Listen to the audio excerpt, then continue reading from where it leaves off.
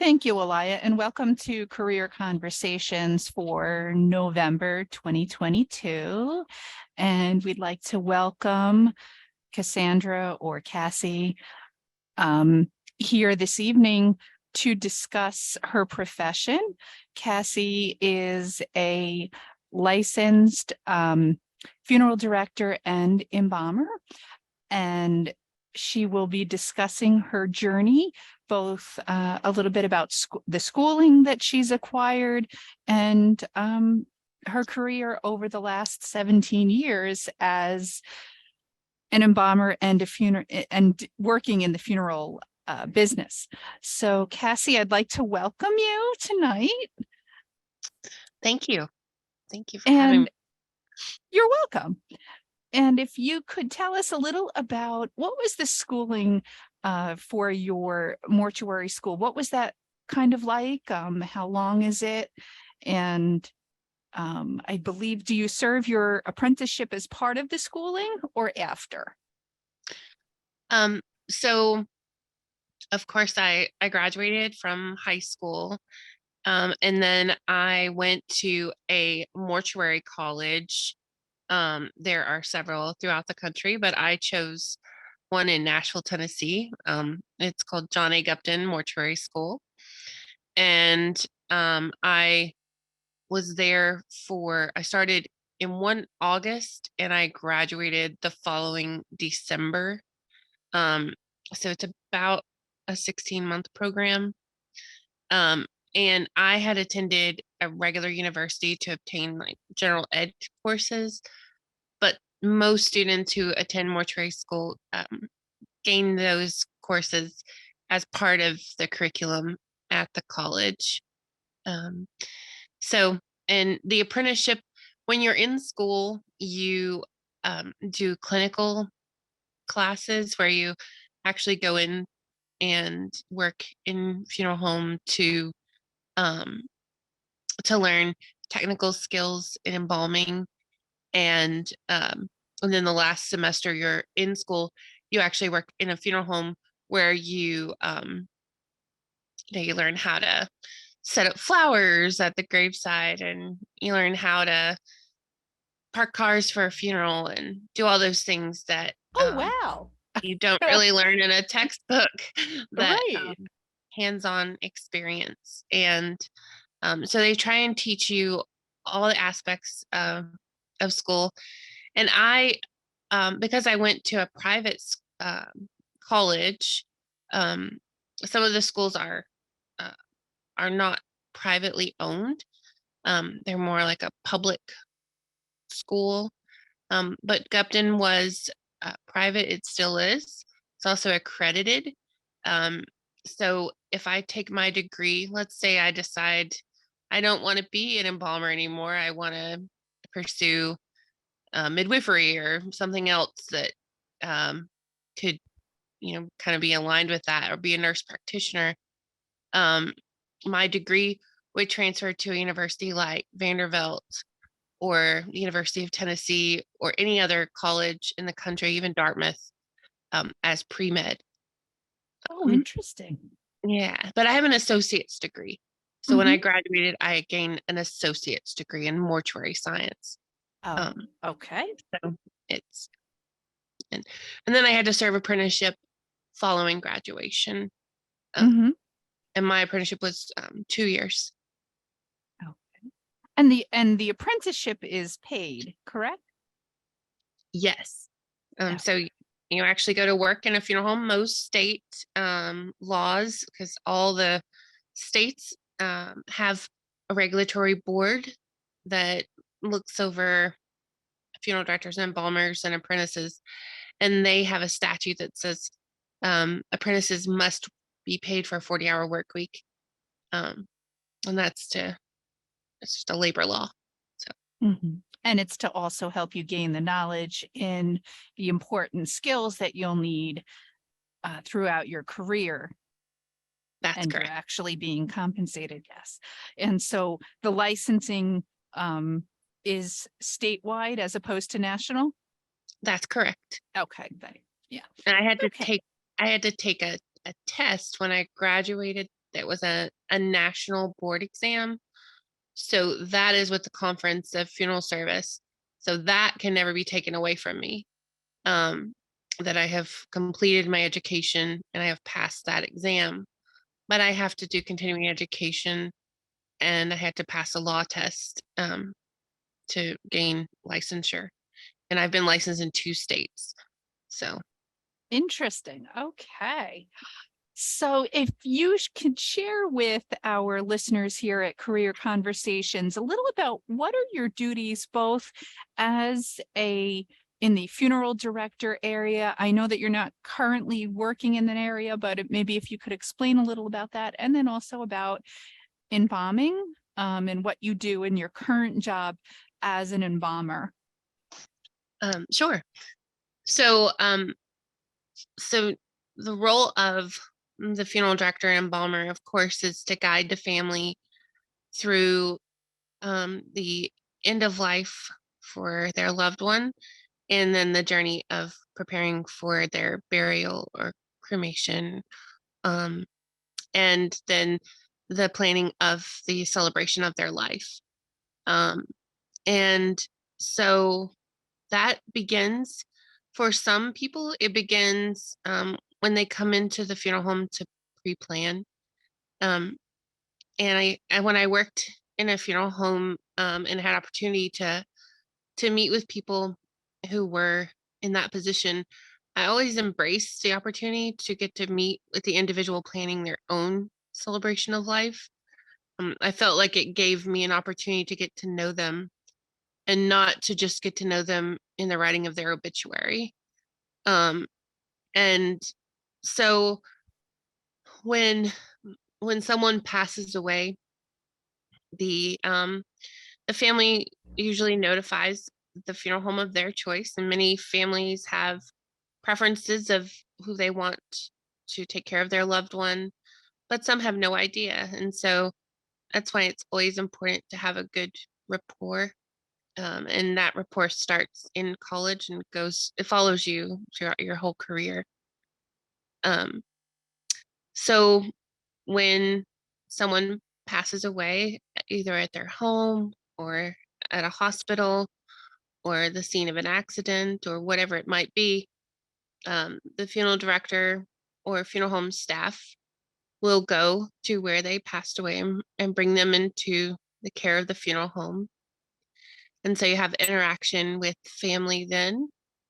Um, and then um, in most situations that I have been involved in, I was both the funeral director and embalmer. And so I was generally the one who would be taking care of their loved one. Excuse me, as far as the embalming was concerned. And so I would excuse me, I would be the one to do everything from bathing to dressing, and meeting with the family to make sure that all of their needs were met. And I would help them with ordering flowers and filing paperwork and um, building relationships with clergy, and also being able to just help them with any of the tasks that they needed, because a lot of families don't even know where to start, and so they rely strongly on their funeral director to be able to help them. um, and I think I had mentioned this before, but the embalmer um, probably spends the most time with the deceased person, and so the care that is given by that individual is special and sacred, and it it's it's something that um many of us in the business take very, very seriously, that we're charged with that.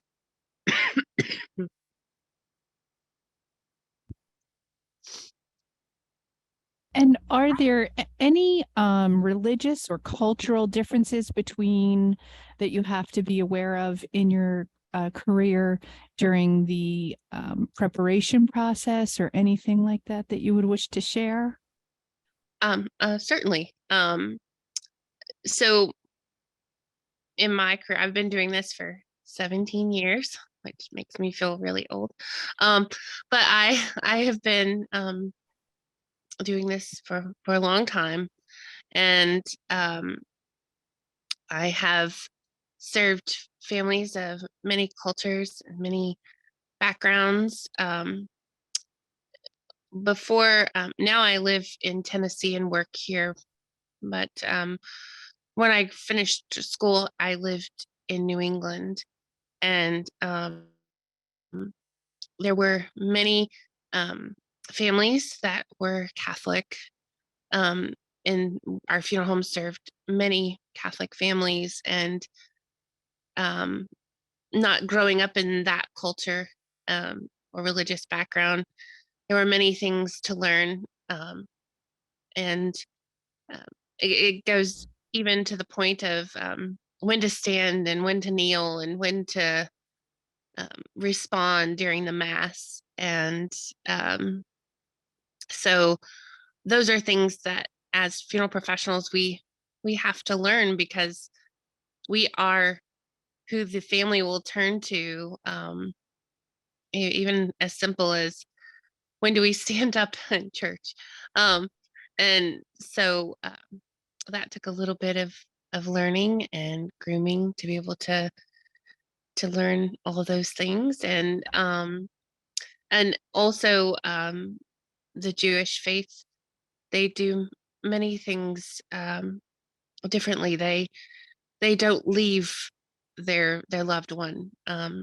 Once someone passes away, they have people that are members of the synagogue that Mhm. come and sit with them um, until they are buried.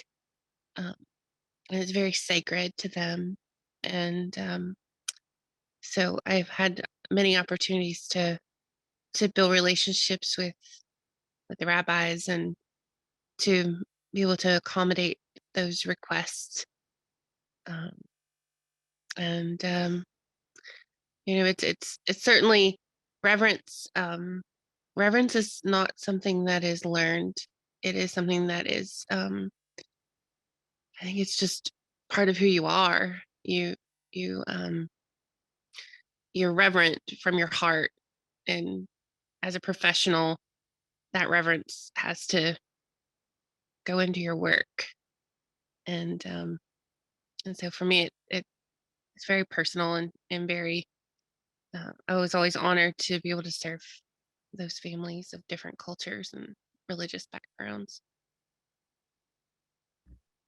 Cassie, And this is Lisa Maria, and to me, it's really obvious in your voice how much you care and how passionate you are, and how serious you do take your work.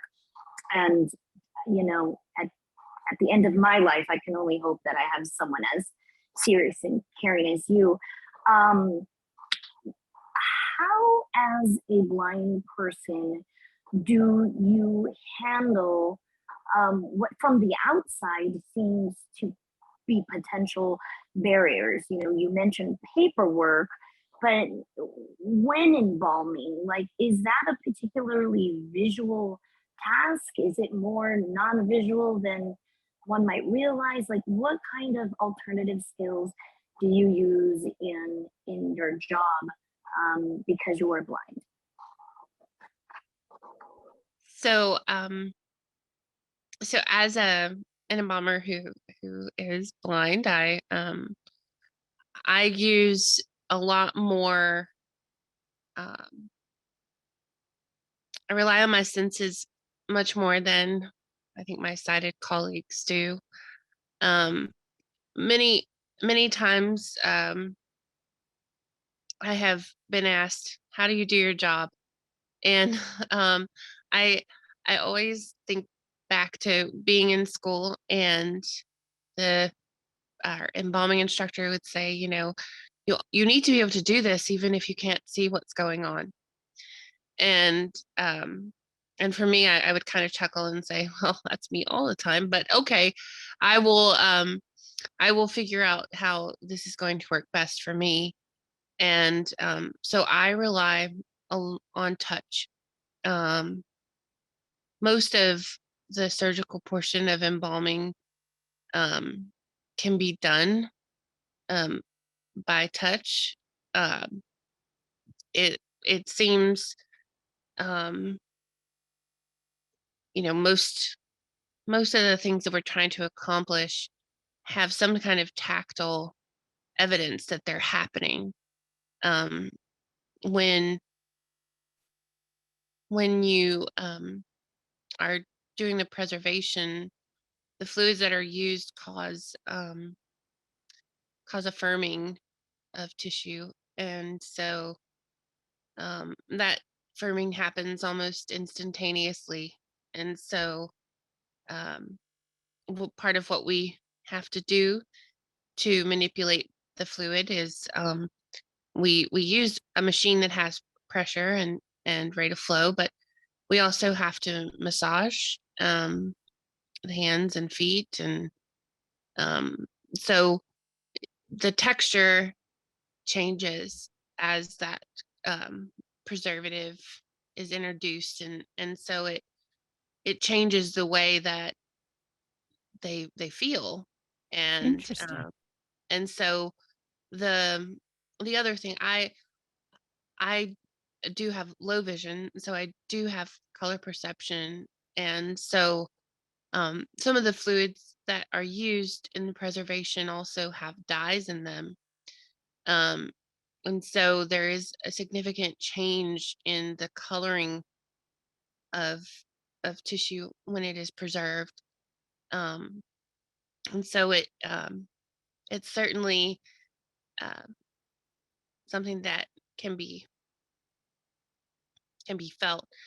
Many of my colleagues and people that I've worked with very closely um, have adapted some of the techniques that I use to make sure things are the way they should be. And I'm one of those people that I at my home and other things, I like there to be a pleasant aroma.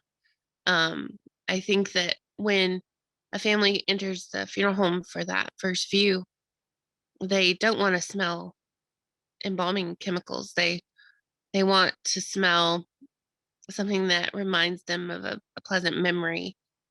And so I used to use special soaps in bathing their loved ones. And one of my favorites was a lavender rose, and so it left a pleasant aroma. And if I used that soap during the embalming process, the scent would linger, because we all know when you introduce warm water to skin, the pores open. And so if that happens during preservation, then the aroma lingers. Oh, So interesting. Okay. Thank you so much. I hope And that helped to answer the questions. yes, yes. Yeah. Very good, very interesting and important information for people to think about, that, there clearly is a way to get things done, and sometimes it's not the way other people do it. You modify it based on your abilities and your techniques. And I have had the opportunity to train apprentices after I became a licensed embalmer, and many of them wanted to learn the way that I did it. They didn't want to learn the traditional way. They wanted to learn how to do it non-visually. And so I was able to teach them that. And though they were able to do it visually, they rely more on the non-visual techniques now. So it's kind of cool. Yeah, yeah. Okay, Alaya, do we have any questions in the chat? This is Katie. We do, if you can hear me. So some people are asking about some of the non-visual techniques that you use to identify bodies in your work, and also what role does Braille play on the job for you? All right. That's a deep question. But not really. So sadly, because when I grew up, I had usable vision. It was not prioritized that I would learn Braille. And so I did not learn Braille until I became an adult, and probably in the past 5 years have learned how to write Braille and how to read basic Braille. So I would encourage those listening who have an opportunity to learn Braille, to embrace it, and to use it as much as you possibly can. I because there are some parts of my job now I work in a mortuary where I don't do a lot of funeral directing. My primary role is as an embalmer, and there are, from time to time, there is the need for me to file death certificates, or to take care of paperwork on behalf of other funeral homes. And so most of the time I use magnification software to do that. And sometimes, because as is well known in our culture, doctors have horrible handwriting. We so many times I do rely on a sighted assistant to read that handwriting to me and to dictate, and then I will put it into the computer. And I find that these methods work well. And when I was meeting with families daily and did a lot of work, I did use tools that helped me to be able to write darker. I found that 2020 pens and other tools that were available were very good, but I also would communicate with families through email a lot, and was able to do that effectively, to provide information that was vital to the work I needed to do. And the primary role that all funeral directors have to have is they have to be good listeners. And a lot of the information you just remember and you just put it to memory. There were times I used a tape recorder or other recording device just to know that I had the information correctly. And families were very open to that. They didn't think anything, it wasn't something that was awkward, or I just let them know, hey, I'm going to take notes today by recording. And that was how I accomplished it. It worked very well.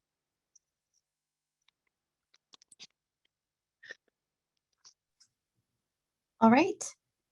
Next, we have a question asking about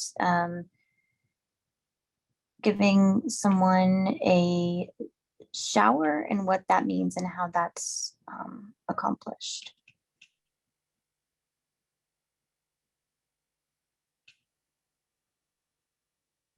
I'm sorry, giving someone a shower? Right. The question, I think you said, what do you mean give the person a shower, and how do you do that? maybe something you said earlier, or maybe they misunderstood the Oh, part of the explanation. so we do bathe them. We bathe them just like someone would in a nursing home or a hospital. We have special equipment that allows us to have water flow and to be able to bathe them. All right. Another question asking how you were able to pass your exam. So because I requested with the international conference to have accommodation, I was given accommodation to have no time limit on my national board exam. And the test was given on the computer. And so it was accessible.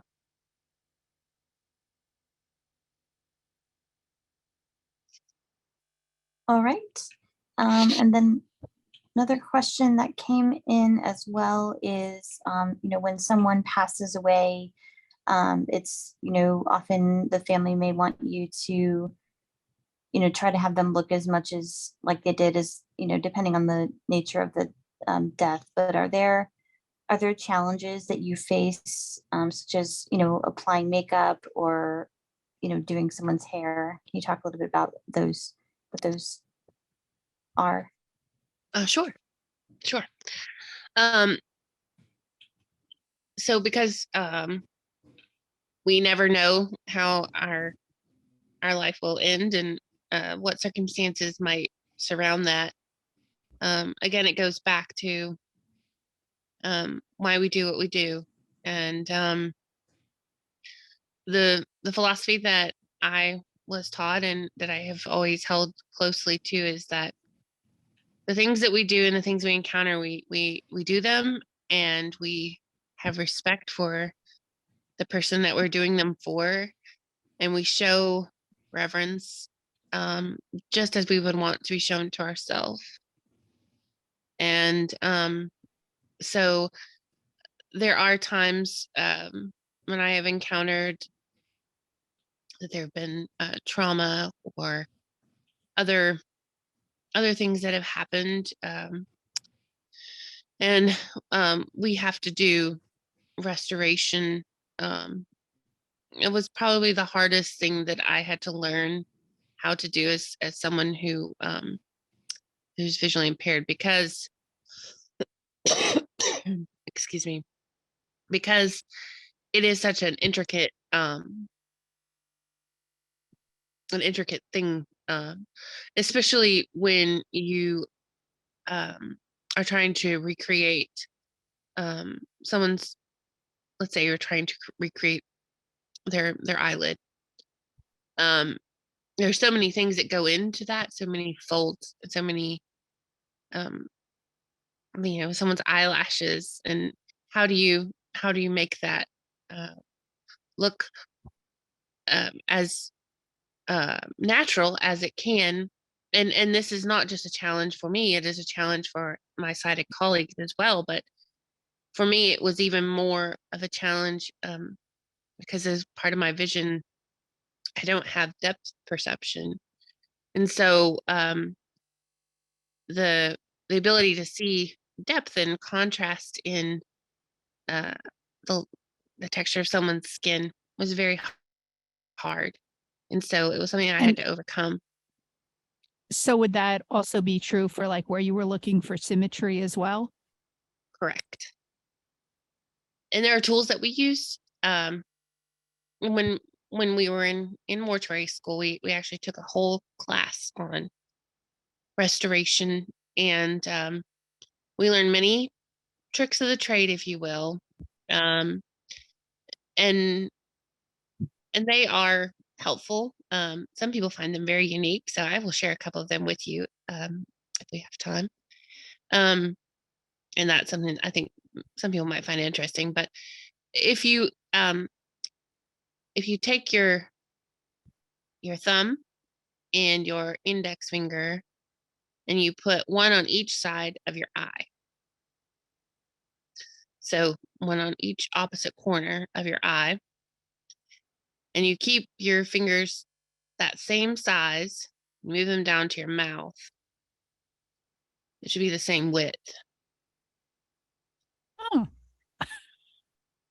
It's kind of a unique thing. yeah, that's wow. And then if you put your index finger at the top of your nose, like between your eyebrows, and then you put your thumb immediately under your nose, and then again keep your fingers just like that and move them over to your ear. Should be the same length. Oh, Yeah. And so we find in the symmetry of your face, your face is 5 of your eyes wide, and that is from the your temple, like where your hairline is, mhm. on each side, across. So from hairline to hairline, it's 5 eyes wide, Wow. and So that. Go ahead. I was just going to say, so these are fantastic ways that you, as somebody with reduced depth perception and things like that, and you can help to reconstruct someone based on this knowledge. Yes. And But it would be the everyone. same, it would be the same knowledge that everybody's using. Yes. Yeah. Interesting. But it's still, for me, it was something that I could judge based on the other side. But I didn't use the tools. Most sighted funeral directors would use more tools to accomplish restoration. Mhm. For me, it was very much a hands-on activity. I guess is the only. Yeah, that would make sense. Yeah. So, but the greatest compliment to an embalmer who has spent hours in restoration is that the family, when they met with the funeral director, said, "I just want the family to be able to say goodbye, and then we're going to close the casket." And after you've done all that work and you've spent time and tears and sweat and who knows what else, to make that restoration happen, and the family comes in and they have their first view, and then they decide that they want to keep the casket open. It's one of the greatest compliments that any embalmer can receive. And it's very overwhelming to have that happen.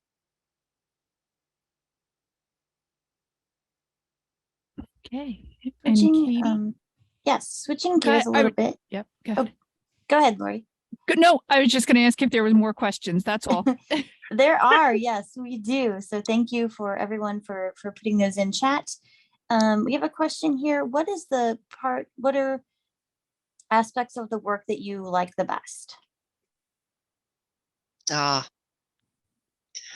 Well, the work that I do, it's not an 8 to 5 job. It's not a Monday through Friday job, and nobody stops passing away on Christmas for dinner. So it's very demanding.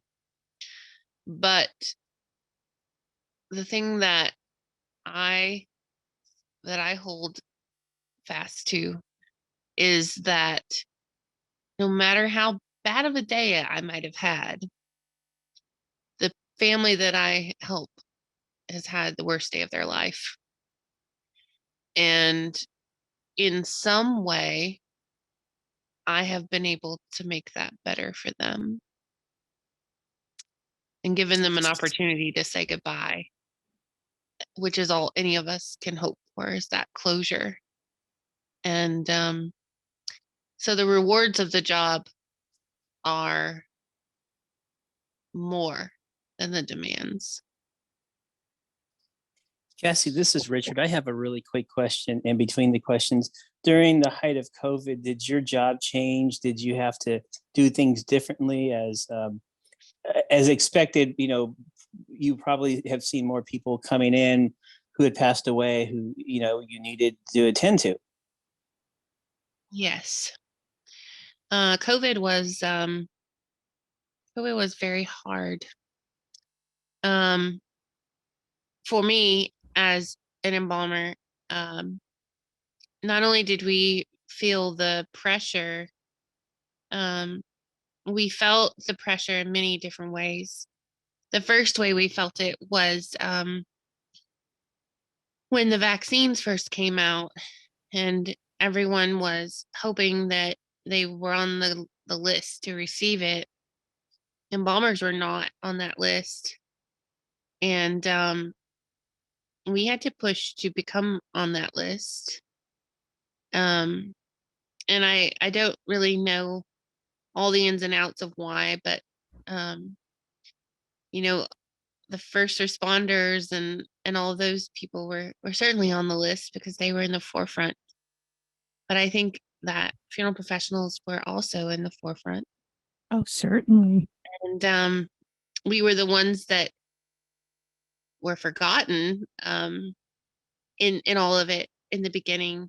And that is okay, because that is part of what we do. We are the quiet workers that do the work, and we do the work that no one else wants to do or can do. And so we did have to come up with new ways of protecting ourselves.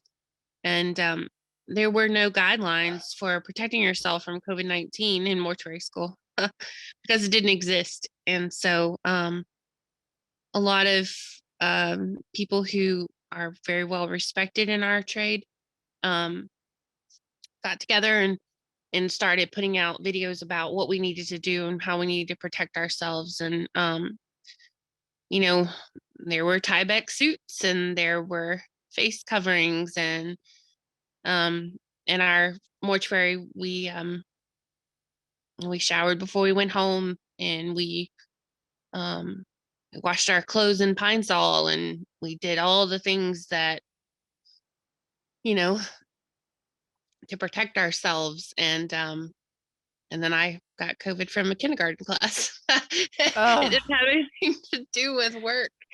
They are little germ factories. They are. But and we were so overwhelmed with the death of it from the pandemic. And one of the things, you know, a lot of the news media has covered the toll that it took on first responders and nurses, and they talked about how it affected them. And I think one of the things I've learned in the 17 years that I have been in the funeral business is that it is not socially acceptable for funeral directors to need to debrief. When a firefighter or an EMT has to save someone who's been in an accident or a tragic fire or a major catastrophe, those people are given an opportunity to debrief. They're given an opportunity to talk about how it made them feel and how they dealt with it. And funeral professionals are not given that opportunity. And it is one of the downfalls in our profession, I feel. But I think that I pray that we're on the other side of this pandemic, and that the vaccines are helping. We see fewer and fewer cases come through, and we know how to protect ourselves. It's just, it's one of those things I'll never forget it.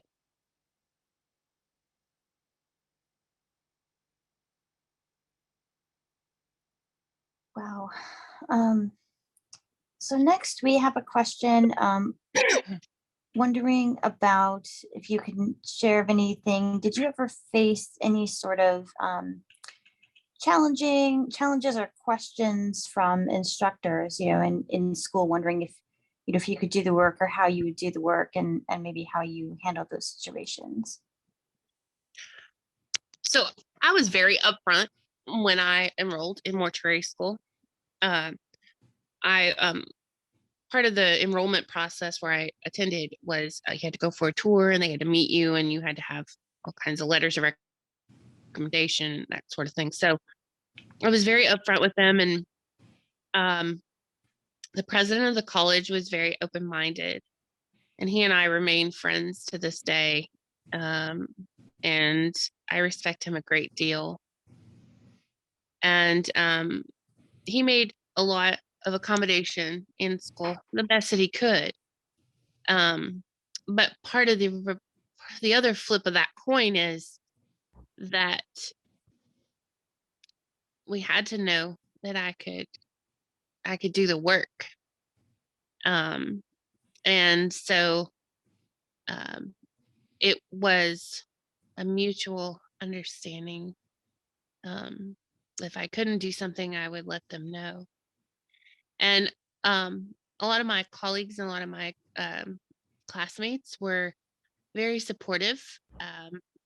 There were, when we started, our class had 98 people in it. And when we graduated, there were 19 of us who graduated.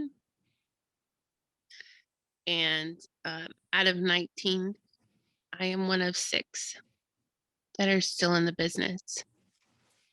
And those numbers are kind of scary, but it didn't have anything to do with my vision as to why I stayed in or didn't, or the others. It's just the nature of the business. But Right. the teachers were very supportive. And President Span, he's still the president of the college now. And I think if we're together at an event, like we were at the National Funeral Directors Convention in Baltimore a couple of weeks ago, and he was introducing me to several of his colleagues on the board of that organization. And he was telling them a little bit about my story. And I felt so humbled, that he would remember, and that he felt compelled to tell them about my experience. And I certainly am proud that I achieved and I accomplished my career. But going through it, it was there were a lot of hurdles, and so it's okay, I think, to be proud that it's been 17 years and I still love my job. And so, And that's important. It's important to love what you do. And you raise a good issue that you're still friends with the president of the college, and he was taking the time to introduce you, which is a great form of networking. And that's so important in life. And it can be very difficult for people who are blind or low vision to network. You can't read name tags, and you don't recognize somebody that you may have met 10 years ago, or even maybe last night. So, it's very important to keep those good relationships going. And it sounds like that's been important for you as well. it is it. In fact, I mentioned that I started out in New England. I graduated from mortuary school, and the school had been wonderful in preparing me for what would come after school and the apprenticeship. But I didn't have an apprenticeship lined up, and I was very scared about that. And I tried to work at a funeral home, and it didn't work out, and I was very discouraged. And I at graduation, there had been a gentleman who spoke, and his name was Steve Tidwell. And I was introduced to him because of my place in the graduating class. And so I built, just a very quick, very strong bond with this person. And after graduation was over, he said, if you ever need anything, just call. And so I called him and I asked him for a job. And when I did that, he asked me if I was willing to relocate. And I told him that I was young. I was 22. I didn't have a family. I wasn't married, or I didn't have children. And so I had no ties to keep me. And so I moved, and I left Tennessee, and I went to New Hampshire, and I worked for 13 years at the same funeral home. And I still keep in touch with Mr. Tidwell. Though I have left that funeral home, I still keep in touch with Mr. DeLuzio, who is my mentor, and those relationships are very, very important. The company that I work for now, Yarbrough Mortuary, I have known Mrs. Yarbrough since I was in mortuary school, and Jackson, Tennessee was where I graduated from high school. It was my hometown, and I never dreamed I would come back here to work. In fact, that was probably the last place I wanted to be when I left this town. But I did end up coming back. She offered me a job, and I accepted it, and it has been a wonderful experience working in a family business, and having the respect of my colleagues. There's only 2 embalmers at the mortuary, so that says a lot, that they respect me enough to let their last name be represented by my work. And so networking and reputation and all those things, no matter what career you have, they follow you, and those are stepping stones and foundation blocks that are very, very important. Wow, that is so true, and so with the power of networking and mentoring is just incredible. And I know we have about 10 more minutes left, so want to get to a few more questions here if we can. You just talked about networking and mentoring, and we have a question here asking, someone has a high school student who's interested in this career. What is a good way that they could reach out to you? Do you have a profile on LinkedIn, or what is a good way to maybe connect with you? I am on Facebook. I am not tech Okay. savvy, so I am a Facebook guru, and my name on Facebook is Casandra McNabb McKinney, and they can send me a message, and I will be happy to talk with them and have an honest conversation. Great. And kind of going back to some of the questions around the work, wondering if you've faced any issues or challenges with families coming to you for help with their planning because of the blindness, if there's ever been any apprehension or reluctance on that part that you are aware of, and how you've dealt with that. So there was an apprehension from families. Mr. DeLuzio trained me, and so he had me meet with families that trusted him, and he let them know that he trusted me. So that type of old school apprenticeship, following in your mentor's footsteps, opened a lot of doors with the community. The apprehension came from other funeral directors and other people in the business, especially in the seeking of a job. And it was because,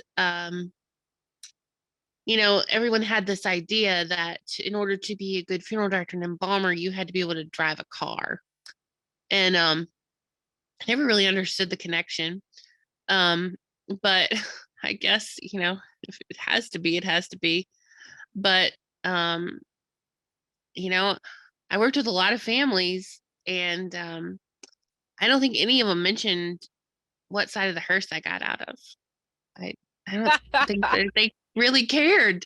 I was there and I was with them, and I helped them, and I cared.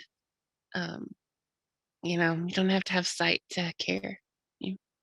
It's something that's in you, and I guess that apprehension, but it was real. I had a funeral home owner, because I was second in my class when I graduated. So I knew it. I had the book smarts, and I was eager to learn in the clinical portion, and I had a funeral home basically offer me a job, and then when they found out that I was legally blind, they said, "Well, we don't know if it would be safe for our staff to work with you." And I thought, okay, why wouldn't it be safe? And they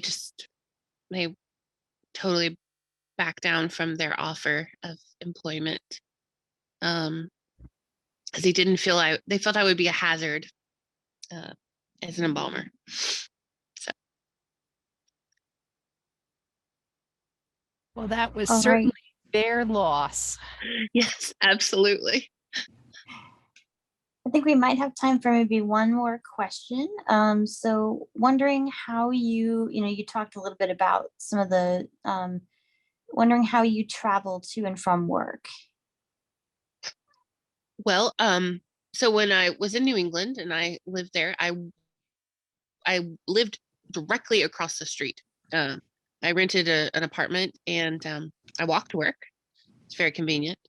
And the funeral home would make accommodation and have a driver for me to assist with transports and that sort of thing. And now here, I live about a mile from the mortuary, and my employer is awesome, because no matter how they come to work, they have to drive by my house. So they just give me a ride.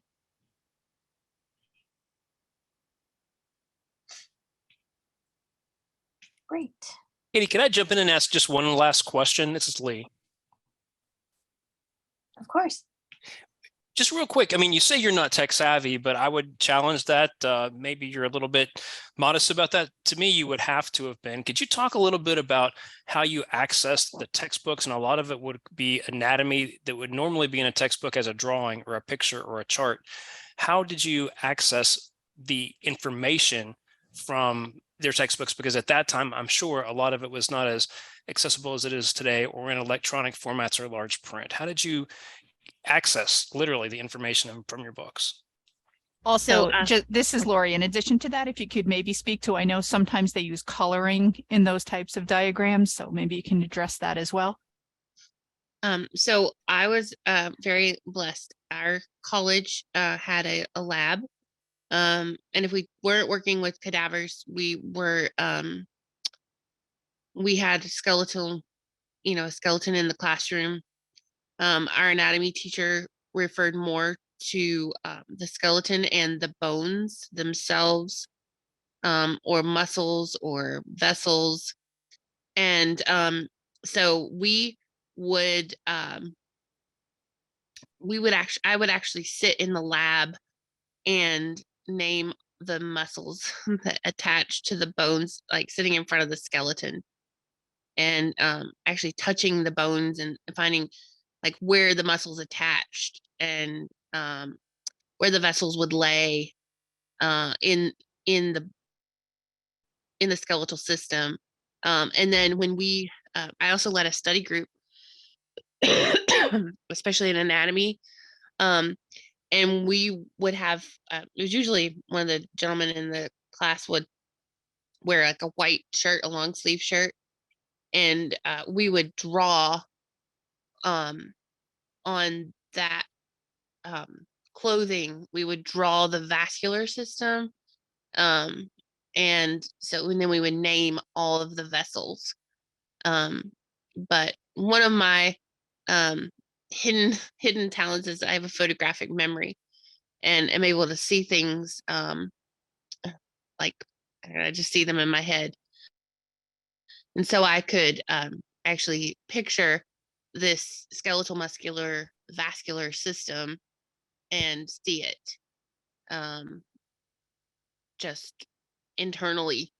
And our teacher was really, really cool. He taught us just by touch. Like if he asked you where a vessel was and you weren't sure, he would come and, like, if it was in your arm, he would come and touch your arm where it was. And so it was a very hands-on learning, because embalming is very hands-on.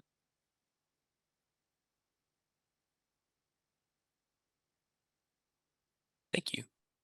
I hope that answered the question. Well, thank you very much for being with us tonight, Cassie. And I'm sure that everybody has found this informative and interesting, and we can all see how deeply you care about your work and those who you care for and their families. Yeah, it's very important. No matter what job, you have to love it. You have to care about what you're doing.